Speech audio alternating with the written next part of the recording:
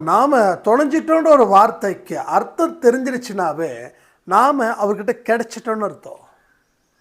புரியுதா? நாம் தொலைந்தோம், பாவம் செய்து தொலைந்தோம். சில மனிதர்களோட சாபத்தினால நாம் அழிந்தோம். ஏன் ஒரு மனுஷன் உங்களை சாபம் விடுறான்? எதுக்காக விடுறான்? அவனுக்கு ஏதோ பெருசாக நீங்கள் செஞ்சுருக்கீங்க, அதனால அவன் சாபம் விடுறான். ரைட்டா? அப்போ அவன் சாபம் விட்டதால் உங்கள் வாழ்க்கை செதஞ்சிருச்சு. இது உண்மை. பட் நாம் என்ன பண்ணுறோம்? சாபம் நிறைய இருக்குதுன்னு சொல்லி சாமிக்கு பரிகாரம் செய்கிறோம்.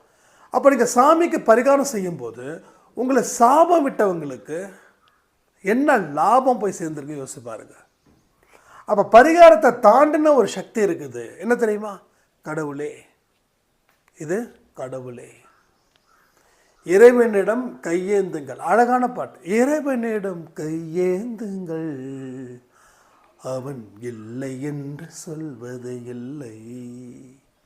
இன்னும் எல்லா பாட்டு அவ்வளோ அழகாக பாடியிருப்பாங்க. ஃபர்ஸ்ட் கிளாஸான சாங்ஸு. உன்னை சொல்லட்டும்பா, நம்ம எதுவுமே கேட்க மறுக்கிறோம். ஒரு வீட்டுக்கு போயிருந்தேன்